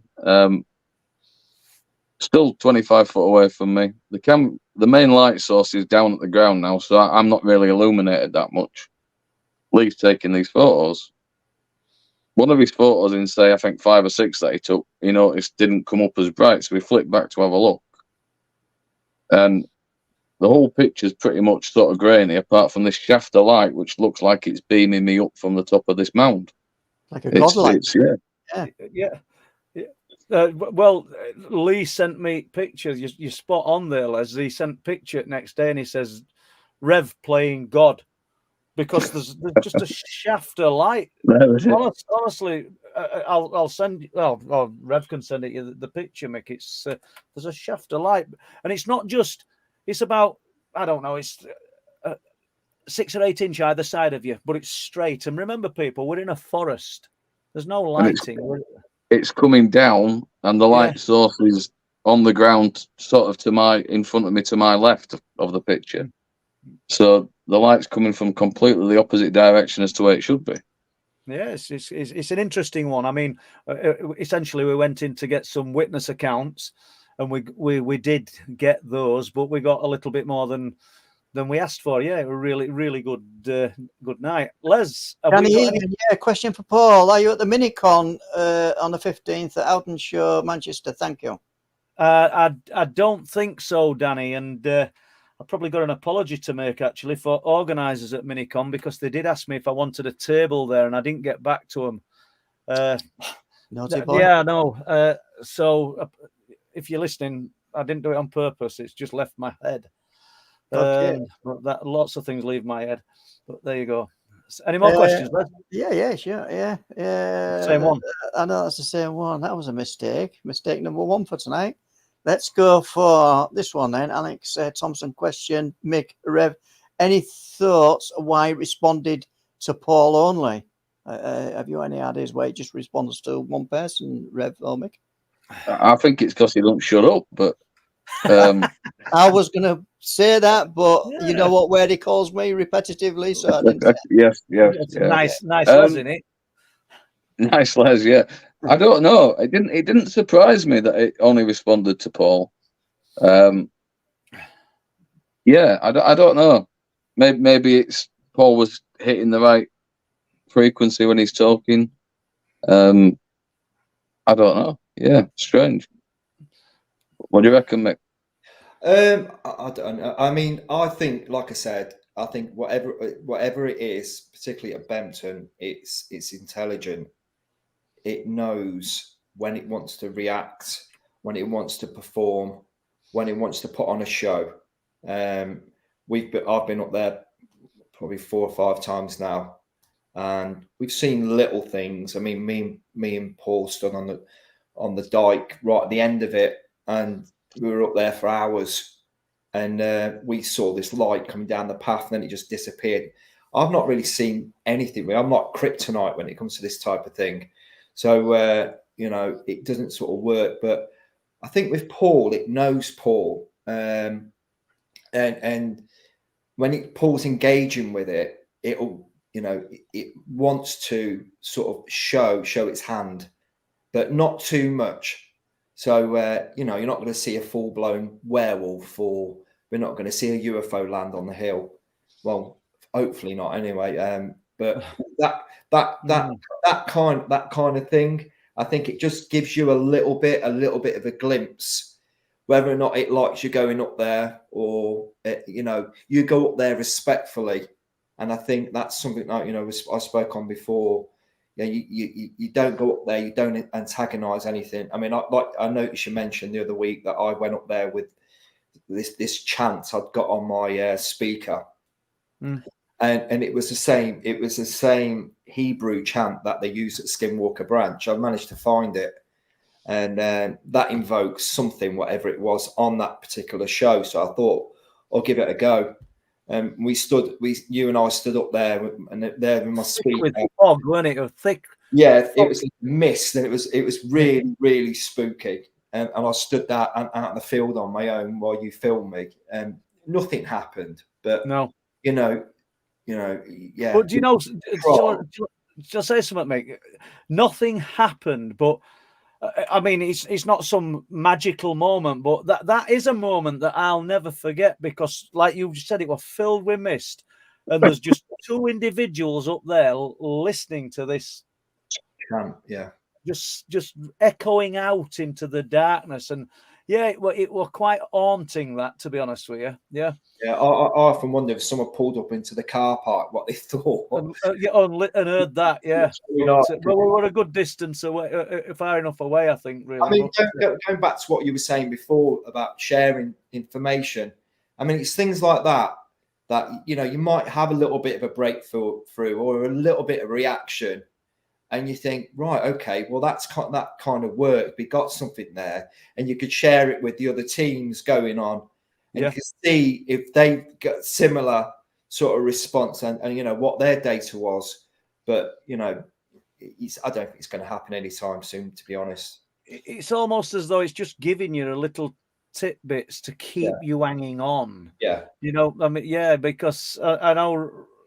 Well, you had or your partner had a UFO sighting, a few weeks ago, Rev? Yeah, it was the weekend of the conference at Manchester, wasn't it? Whatever that was, 26, was it, or something like that? And you sit out quite a lot. I know you see things. I don't mean you see UFOs, landed craft, and things all the time, but you're out in the middle of nowhere, and you do see strange anomalous lights. But how ironic that you were away, and she actually gets to film something. Yeah. Well, I mean, like I've said to you before, every time that I come to see you, something happens apart from this last time. Yeah.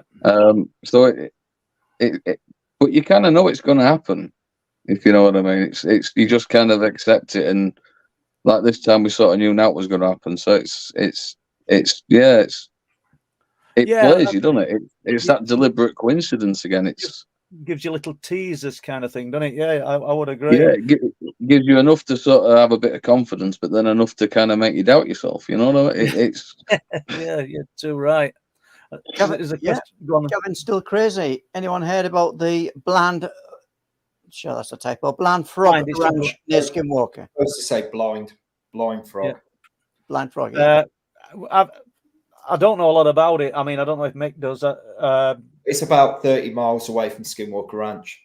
It's not the neighbouring ranch, but it's the one beyond.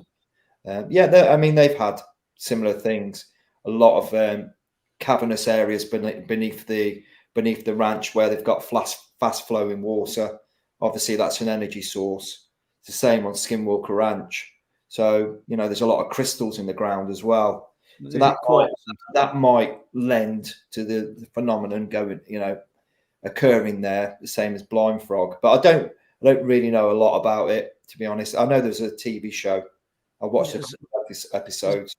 So we've got an area there. You said it's about 30 miles away, give or take a few miles. Yeah. If people were sharing this information, we could. Not necessarily me. I mean, this is other side of the world, but they could be finding out whether. I think they initially tried. I think from what I recall, Blind Frog Ranch had their own show, and there was a conflict of interest between Skinwalker and Blind Frog. And so in a way, then we are labeling these two.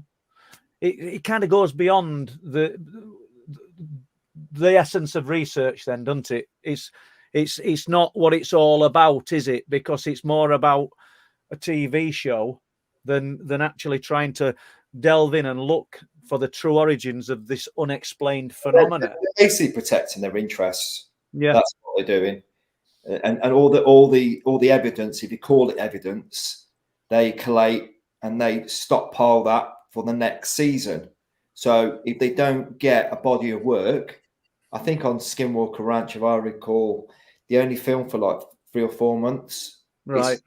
I know it's 24 hours, 7 days a week recording. So whatever they record on there, I think it is documented.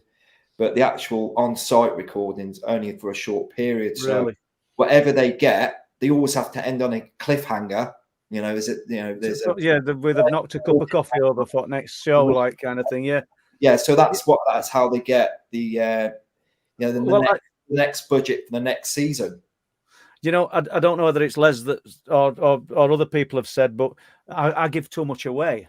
Yeah. And I don't mean that's no slant on Les, but you know, maybe I do. And I don't even know if Les has said it. Other people have said it. Look at him looking there. What's the matter? No, but maybe I do. I don't mind sharing information. But I tell you what, I take something from whoever said this to me. I think a few people have said it, because I can hear my words being spoken by other researchers. Do you know what I mean? And grasping at things. And I don't mean I'm special in any of this, but I'm sort of digging deep into stuff, just as Rev is, just as you are, Mick. You know, just because you're not doing podcasts, Mick, I know how hard and how much you look into this. And, you know, maybe it is time to just draw back a little bit, share everything with our listeners, but just draw back a little bit about significant dates and details, because all I'm doing is saving other researchers doing any work. And there's plenty of them not far from me. But anyway. Welsh Rebel, are there any major ley lines there? I don't know if you're talking about the forest we went into, Welsh Rebel, or Bempton. If so, do they converge? Welsh Rebel might know better than us, but Yeah. I know we've got the Rudston monolith, and I know we aren't going into great detail. When we took Peter Masters, our electronics expert there, we got some incredible readings from it. But I've said it before, if you run a map through a ruler through an ordnance survey map, interestingly, it passes through just about Willie Howe, which is most significant, or one of the most significant burial mounds in the UK, and it goes on to Staxton Wold, which was once a Roman hill fort. You know, and then if you go from Staxton Wold, you pass straight through Sharp Howe, which is the Barrow Cemetery. It goes running a line through it. Then it goes on to the base at Speeton, and then it goes to Bempton. So it's fascinating that you've got these lines, and whether they're ley lines, Welsh Rebel, I don't know, but it's interesting, and I don't know enough about ley lines to sort of say yes, they do. Somebody will jump all over me if I say that, because I don't know. Any views? I don't really know, to be honest. I know somebody mentioned there's one that runs along the beach at Whitby. Okay. So that'll have. They usually connect up, from what I understand. So they'll be like, if you imagine it like a tree, I think there's one that runs up from Stonehenge in that way, right up the middle of the country, called it's gone. But there's a big one that runs up the middle of the Arbor ley line, and then everything sort of branches off that and then spurs off it again. So they're probably all over the place, and probably the smaller ones won't be mapped. It'll just be the major ones. So, but I couldn't tell you. Yeah. Okay. Thank you. Any more questions, Les? Because we're just about. We are finished with the questions tonight, guys. And as you say, Paul, we're nearly out of time. And had a great guest on earlier, didn't we? Mike Clelland. Yeah, and an hour weren't enough. You were quite interested in obviously a different viewpoint to what a lot of people have had, but is investing his time in the significance and as he says, the synchronicity of owls. And there were so many questions that I wanted to ask him, but we didn't get to it. And no doubt we will another time. Rev, Mick, we don't see Mick on here much. Are you going to come back on? Yeah, I'd love to. Yeah, if I get a time, I'll definitely. Yeah, I'm sure you'll. You know, I'm sure we can, because I'd love to talk to you about John Dee and the obsidian mirrors and your views on that, which we should have touched on really, but yeah, we probably need a couple of hours for that. Yeah, well, there's something we can do then. There we go. We'll get you booked in. Right, yeah, brilliant. And thanks, Rev, as well.